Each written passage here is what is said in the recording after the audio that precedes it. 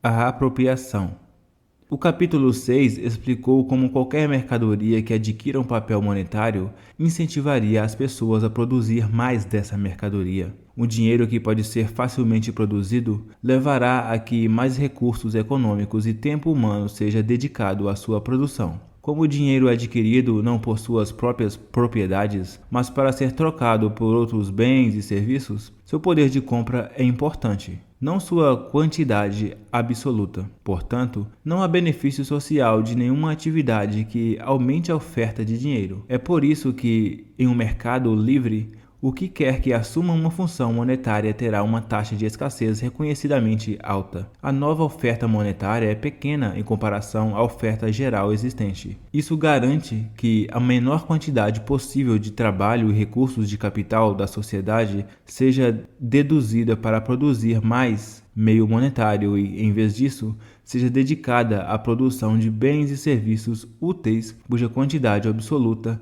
difere do dinheiro. O ouro tornou-se o principal padrão monetário global porque sua nova produção sempre foi um percentual fielmente pequeno de sua oferta existente, tornando a mineração de ouro um negócio altamente incerto e não rentável, forçando assim cada vez mais capital e trabalho do mundo a serem direcionados para a produção de bens não monetários. Para John Maynard Keynes e Milton Friedman, uma das principais atrações de se afastar do padrão ouro era a redução nos custos de mineração do ouro que resultariam da mudança do papel moeda emitido pelo governo, cujo custo de produção é muito menor do que o do ouro. Eles não apenas não entenderam que o ouro tem muito pouco recursos indo para sua produção em comparação com outros bens cuja oferta pode ser inflada com muito mais facilidade, como também subestimaram severamente os custos reais para a sociedade de uma forma de dinheiro cuja oferta pode ser expandida à vontade de um governo suscetível a interesses privados e democráticos. O custo real não está no custo direto da operação das impressoras, mas de toda a atividade econômica perdida quando os recursos produtivos vão atrás do novo dinheiro emitido pelo governo, ao invés de ser empregada na produção econômica. A criação de crédito inflacionário pode ser entendida como um exemplo do que o economista John Kenneth Galbraith chamou de apropriação. Em seu livro sobre a Grande Depressão, à medida que a expansão do crédito na década de 1920 disparou, as empresas estavam inundadas de dinheiro que era muito fácil para as pessoas se apropriarem desse dinheiro de várias maneiras. Enquanto o crédito continuar fluindo, as vítimas ficam alheias a uma ilusão de aumento de riqueza. É criada em toda a sociedade, tanto a vítima quanto o ladrão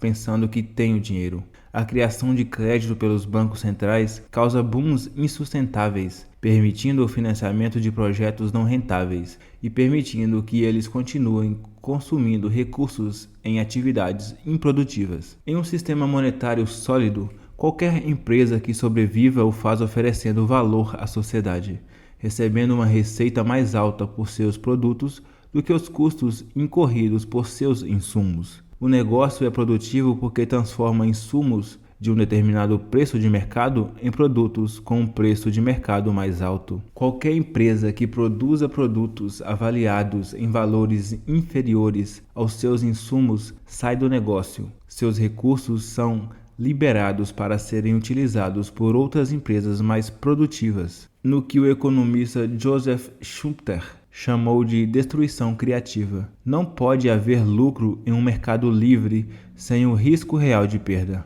e todos são forçados a arriscar a pele. O fracasso é sempre uma possibilidade real e pode ser caro. A moeda fraca emitida pelo governo, no entanto, pode paralisar esse processo, mantendo as empresas improdutivas mortas-vivas, o equivalente econômico de zumbis ou vampiros, usando os recursos das empresas vivas e produtivas para produzir coisas com menos valor do que os recursos necessários para produzi-las. Ele cria uma nova casta social que existe de acordo com regras diferentes das de todos os outros, sem arriscar a pele, sem enfrentar nenhum teste de mercado por seu trabalho. Eles são isolados das consequências de suas ações. Essa nova casta existe em todos os setores econômicos, com a ajuda do dinheiro governamental. Não é possível estimar com precisão o percentual da atividade econômica na economia mundial moderna que vai para o dinheiro impresso pelo governo em vez de produção de bens e serviços úteis à sociedade. Mas é possível ter uma ideia observando quais empresas e setores sobrevivem devido ao sucesso no teste do mercado livre e quais só estão vivas graças à generosidade do governo, seja fiscal ou monetária. O incentivo fiscal é o método mais fácil de detecção de criação de zumbis. Todas as empresas que recebem apoio direto do governo e a grande maioria das empresas que estão vivas graças à venda de seus produtos ao setor público são efetivamente zumbis? Se essas empresas tiverem sido produtivas para a sociedade, indivíduos livres teriam voluntariamente separado parte de seu dinheiro para pagar por seus produtos. O fato de não poderem sobreviver com pagamentos voluntários mostra que essas empresas são um fardo e não um ativo produtivo para a sociedade. Mas o método mais pernicioso de criar zumbis não é através de pagamentos diretos do governo, mas através de acesso a crédito com baixas taxas de juros. Como o dinheiro fiduciário corrói lentamente a capacidade da sociedade de poupar, os investimentos de capital não vêm mais da poupança dos poupadores, mas da dívida criada pelo governo, que desvaloriza as poupanças existentes. Em uma sociedade com moeda sonante, quanto mais uma pessoa poupa, mais ela consegue acumular capital e mais pode investir, o que significa que os proprietários de capital tendem a ser aqueles com menor preferência temporal. Mas quando o capital provém da criação de crédito do governo, os alocadores de capital não são mais o que orientam para o futuro, mas membros de várias agências burocráticas.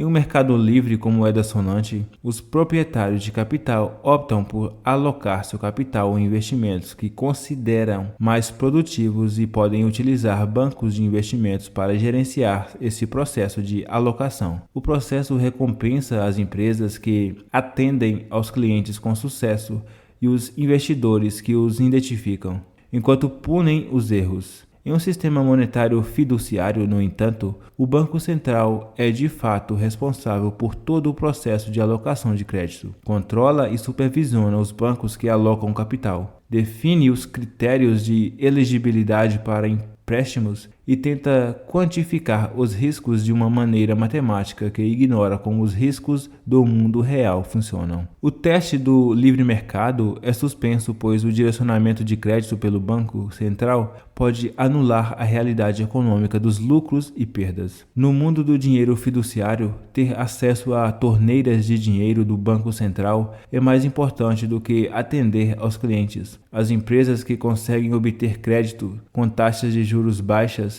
terão uma vantagem persistente sobre os concorrentes que não conseguem. Os critérios para o sucesso no mercado tornam-se cada vez mais relacionados à capacidade de garantir financiamento a taxas de juros mais baixas do que as prestações de serviços à sociedade. Esse fenômeno simples explica grande parte da realidade econômica moderna, como o grande número de indústrias que ganham dinheiro, mas que não produzem valor para ninguém. Agências governamentais são o principal exemplo, e a notoriedade global que conquistaram pela incompetência de seus funcionários só pode ser entendida como uma função do financiamento via apropriação, completamente desapegada da realidade econômica. Em vez do duro teste do sucesso do mercado ao servir aos cidadãos, as agências governamentais se testam entre si e, invariavelmente, conclui que a resposta para todas as suas falhas está em mais financiamento.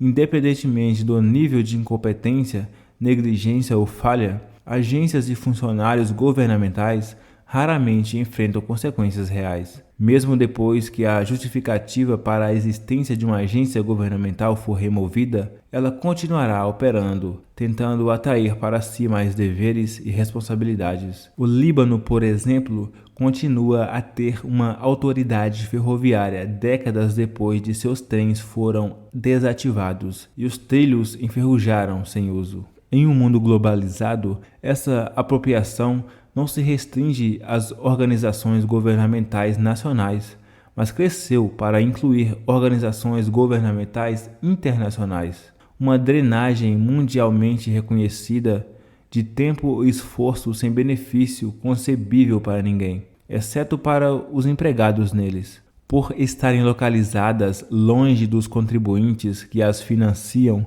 essas organizações enfrentam ainda menos escrutínio do que as organizações governamentais nacionais e, como tal, funcionam com ainda menos responsabilidade e uma fiscalização mais relaxada para orçamentos, prazos e trabalhos. A academia é outro bom exemplo, onde os alunos pagam taxas cada vez mais exorbitantes para ingressar nas universidades apenas para serem ensinados por professores que gastam muito pouco tempo e esforço no ensino e orientação de estudantes, concentrando-se na publicação de pesquisas elegíveis para obter subsídios do governo e subir na escala acadêmica corporativa. Em um mercado livre, os acadêmicos teriam que contribuir com o valor, ensinando ou escrevendo coisas que as pessoas realmente leem e delas se beneficiam. Mas o trabalho acadêmico padrão raramente é lido por qualquer pessoa, exceto pelo pequeno círculo de acadêmicos em cada disciplina que aprova as bolsas uns dos outros e aplica os padrões de pensamento em grupo e conclusões de motivação política, mascarados de rigor acadêmico. O livro de economia mais popular e influente do período pós-guerra foi escrito pelo Prêmio Nobel Paul Samuelson. Vimos no capítulo 7 como Samuelson previu que o fim da Segunda Guerra Mundial causaria a maior recessão da história mundial. Mas tivemos um dos maiores booms da história dos Estados Unidos. Mas fica melhor. Samuelson escreveu o livro de economia mais popular da era pós-guerra, Economics, An Introductory Analysis, que vendeu milhões de cópias em 6 décadas. Levi e Perth estudaram as diferentes versões do livro de Samuelson, onde se diz repetidamente que o modelo econômico soviético é mais propício ao crescimento econômico, prevendo na 4ª edição de 1961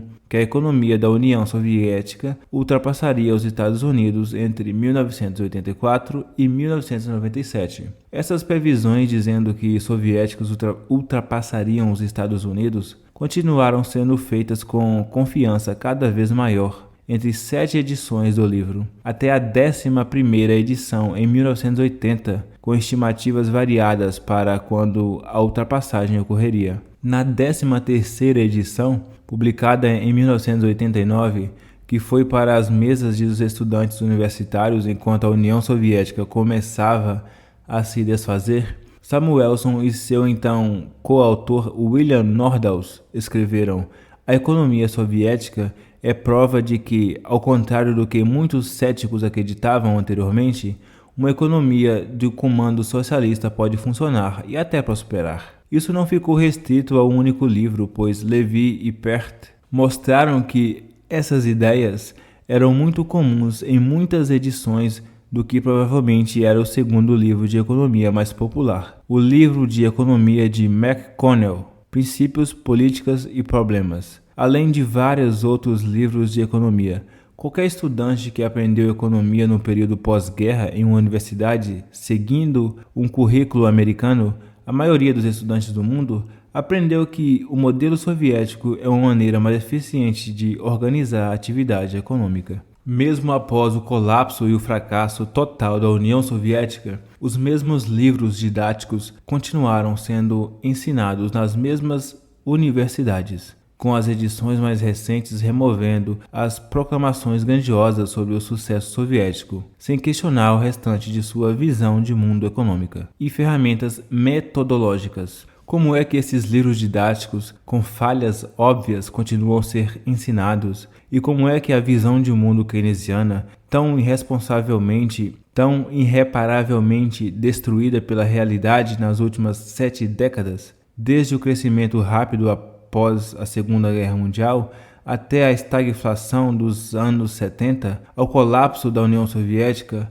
ainda é ensinada nas universidades? O mestre dos economistas keynesianos de hoje, Paul Krugman, chegou a escrever sobre como a invasão alienígena seria ótima para a economia, pois obrigaria o governo a gastar e mobilizar recursos. Em um sistema econômico de mercado livre, nenhuma universidade que se preze desejaria ensinar em seus alunos coisas tão pateticamente erradas e absurdas, já que ela se esforçaria para armar seus alunos com o conhecimento mais útil possível. Porém, em um sistema acadêmico completamente corrompido pelo dinheiro governamental, o currículo não é determinado por sua concordância com a realidade, mas sim por sua concordância com a agenda política dos governos que o financiam. E os governos universalmente amam a economia keynesiana. Hoje, pela mesma razão que amavam na década de 1930, oferece-lhes o sofisma e a justificativa para adquirir cada vez mais poder e dinheiro.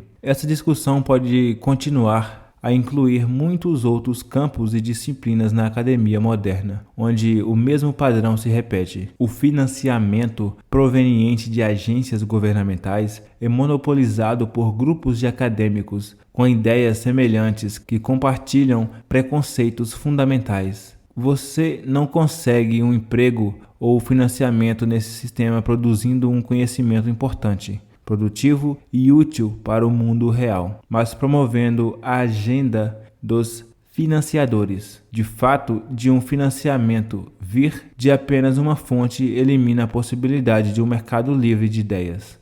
Os debates acadêmicos giram em torno de minúcias cada vez mais misteriosas, e todas as partes nessas disputas fraternas sempre podem concordar que ambas as partes precisam de mais financiamento para continuar essas importantes divergências. Os debates da academia são quase totalmente irrelevantes para o mundo real, e os artigos de seus periódicos quase nunca são lidos por ninguém, exceto pelas pessoas que os escreveram para fins de promoção de emprego. Mas o financiamento do governo continua indefinidamente porque não há mecanismos pelo qual o financiamento governamental pode ser reduzido quando não beneficia ninguém. Numa sociedade com moeda sonante, bancos são muito importantes e prestam um trabalho produtivo, onde os banqueiros desempenham duas funções centrais para a prosperidade econômica: a guarda de ativos com depósitos e a correspondência entre maturidade e tolerância a riscos e oportunidades de investimento. Os banqueiros ganham dinheiro se apropriando dos lucros se obtiveram sucesso no trabalho, mas não obtêm lucro se fracassarem. Somente os banqueiros e bancos bem-sucedidos permanecem em seu trabalho, pois os que falham são eliminados. Em uma sociedade de moeda sonante, não há preocupação com liquidez com relação à falência de um banco, pois todos os bancos mantêm todos os seus depósitos em mãos e têm investimentos com vencimentos correspondentes. Em outras palavras, não há distinção entre falta de liquidez e insolvência, e não há risco sistêmico que possa tornar qualquer banco grande demais para falir. Um banco que declara falência é o problema de seus acionistas e credores, e de ninguém mais. A moeda fraca permite a possibilidade de um descasamento de vencimentos, do qual um banco com reservas fracionárias é apenas um subconjunto, e isso deixa os bancos sempre sujeitos a uma crise de liquidez ou a uma corrida bancária. O descasamento de vencimentos, ou o banco de reservas fracionárias como um caso especial, sempre está sujeito a uma crise de liquidez se credores e depositários exigirem seus depósitos ao mesmo tempo. A única maneira de tornar a incompatibilidade de maturidade segura é com a presença de um credor de último recurso, pronto para emprestar aos bancos em caso de uma corrida bancária. Em uma sociedade com moeda sonante, um banco central teria que tributar todos os que não estavam envolvidos no banco para lhe injetar liquidez. Em uma sociedade com moeda fraca, o Banco Central é simplesmente capaz de criar uma oferta de dinheiro e usá-la para injetar liquidez no banco. A moeda fraca, portanto, cria uma distinção entre liquidez e solvência. O Banco Central pode ser solvente em termos de valor presente, líquido de seus ativos, mas enfrenta um problema de liquidez que o impede de cumprir suas obrigações financeiras dentro de um determinado período de tempo.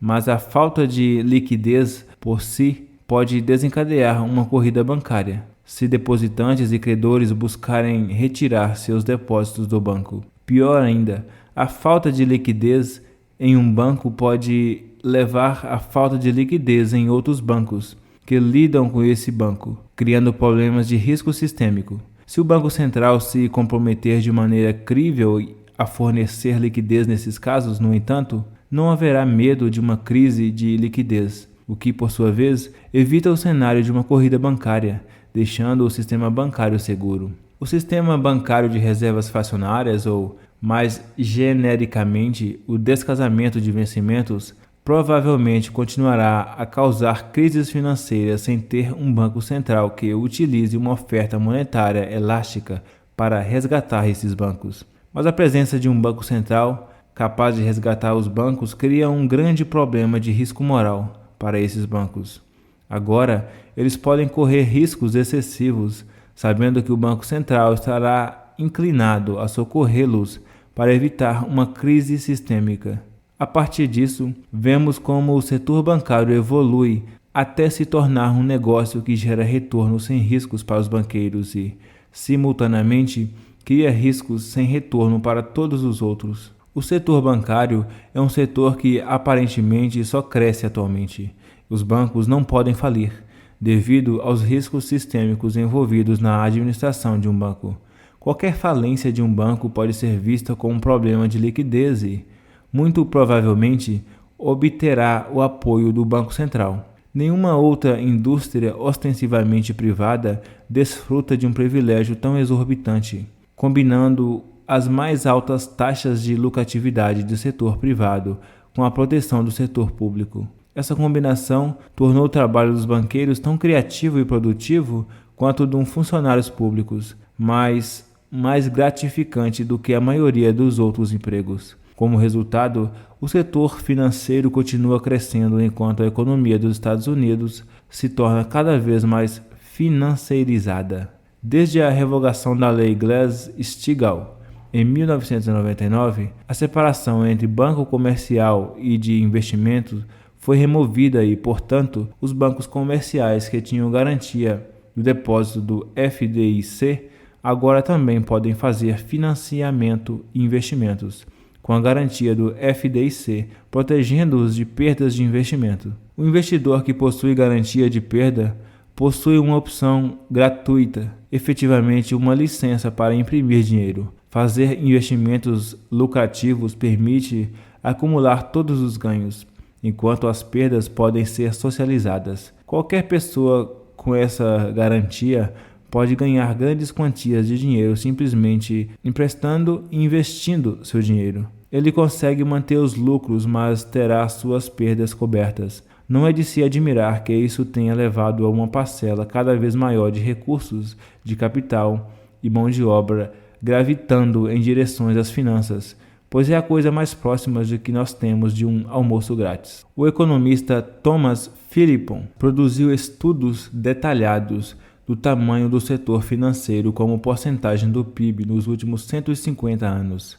A proporção foi inferior a 3% nos anos em que antecederam a Primeira Guerra Mundial, mas subiu depois, colapsando durante a Grande Depressão, mas crescendo de maneira imparável, aparentemente desde o final da Segunda Guerra Mundial. Curiosamente, pode-se ver isso refletindo na alta porcentagem de estudantes universitários que estão interessados em seguir carreira em finanças, em vez de engenharia, medicina ou outras indústrias mais produtivas. À medida que as telecomunicações avançam, espera-se cada vez mais o trabalho do setor financeiro possa ser automatizado e realizado mecanicamente, levando o setor a diminuir o tamanho ao longo do tempo. Mas na realidade, continua a crescer rapidamente, não por causa de nenhuma demanda fundamental, mas porque está protegido contra perdas do governo, podendo continuar prosperando. A apropriação é mais evidente no setor financeiro,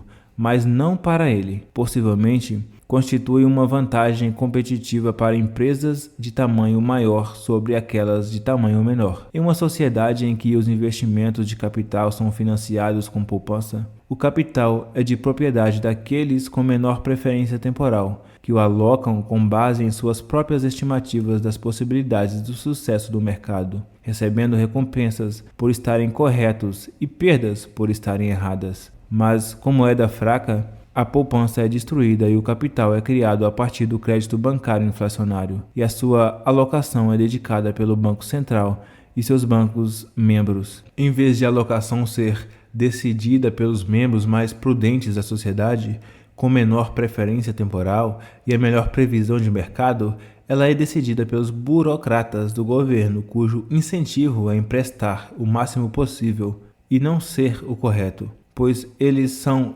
significativamente protegidos dos prejuízos. O planejamento central de alocação de crédito não é diferente de nenhum tipo de planejamento central. Isso resulta em burocratas ticando caixas em branco e preenchendo papeladas para garantir que eles atendem aos requisitos de seus chefes, enquanto o propósito do trabalho é perdido.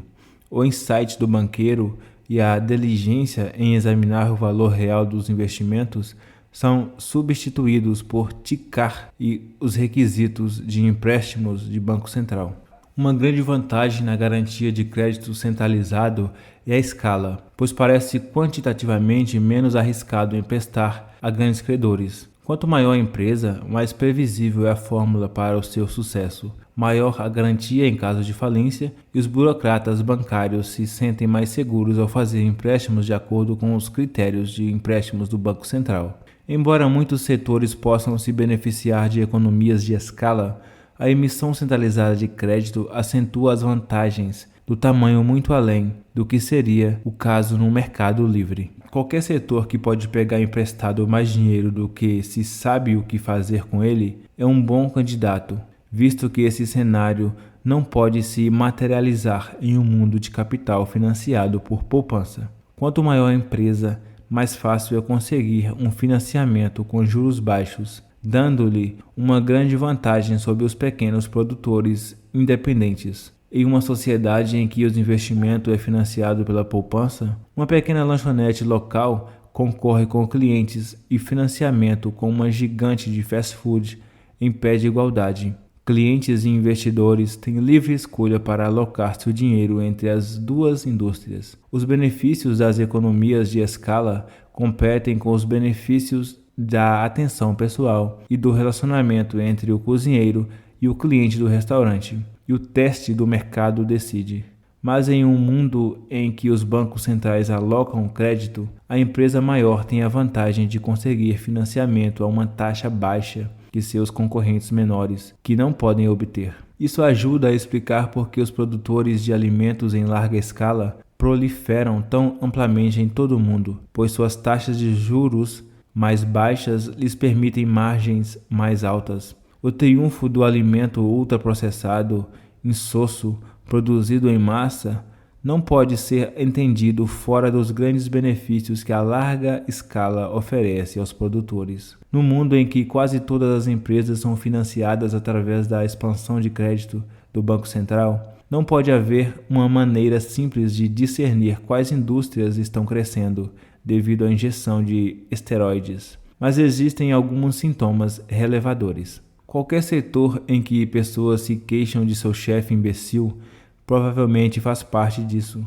porque os chefes só podem se dar ao luxo de serem idiotas na falsa realidade econômica de crédito abundante. Uma empresa produtiva que oferece um serviço valioso à sociedade, o sucesso depende de clientes satisfeitos. Os trabalhadores são recompensados por quão bem eles executam essa tarefa essencial, e os chefes que maltratam seus trabalhadores perderão os trabalhadores para os concorrentes ou destruirão seus negócios rapidamente. Em uma empresa improdutiva que não serve à sociedade e depende da generosidade burocrática para sua sobrevivência, não há um padrão significativo pelo qual recompensar ou punir trabalhadores. Essa enganação pode parecer sedutora do lado de fora, graças aos generosos salários regulares e à falta de trabalho real envolvido. Mas se há uma lição que a economia nos ensina, é que não existe almoço grátis. O dinheiro entregue às pessoas improdutivas atrairá muitas pessoas que desejam fazer esses trabalhos, aumentando o custo de realizar esses trabalhos em tempo e dignidade. A contratação, a demissão, a promoção e a punição acontecem a critério de cada camada de burocratas. Nenhum trabalho é valioso para a empresa, todos são dispensáveis, e a única maneira de manter um emprego é provar ser valioso para a camada acima dele. O emprego nessas empresas é um jogo em tempo integral de política de escritório. Esses trabalhos são atraentes apenas para pessoas materialistas superficiais que gostam de ter poder sobre os outros. E anos de maus tratos são suportados pelo salário e pela esperança de poder infligir esses maus tratos a outros. Não é de se admirar que as pessoas que trabalham nesses empregos estão regularmente deprimidas e precisam de medicamentos e psicoterapias constantes para manter a funcionalidade básica. Nenhuma quantia em dinheiro vale a destruição espiritual em que esse ambiente cria nas pessoas. Embora essas organizações não enfrentam nenhuma responsabilidade real, o lado ruim de não ter produtividade é que é bem possível que uma autoridade recém-eleita assuma o cargo e consiga quebrá-las em questão de semanas. Esse é um destino muito mais trágico para os trabalhadores dessas organizações, pois eles geralmente não têm habilidades úteis que possam ser transferidas para outras vias de trabalho. A única cura que pode funcionar para essas patologias é a moeda sonante. Ela erradicará a noção de pessoas que trabalham para ficar ticando caixinhas em branco e serem agradáveis aos chefes sádicos, e fará da disciplina de mercado o único árbitro para a renda de alguém. Se você se encontra trabalhando em uma dessas indústrias, onde o estresse de seu trabalho se concentra apenas em agradar seu chefe, em vez de produzir algo de valor, e não está satisfeito com essa realidade, você pode ficar aliviado ou assustado ao perceber que o mundo não precisa ser assim. O seu trabalho pode não sobreviver para sempre, pois a impressão de dinheiro de seu governo pode não continuar trabalhando para sempre. Continue lendo, porque as virtudes do dinheiro sólido podem inspirar um novo mundo de oportunidades para você.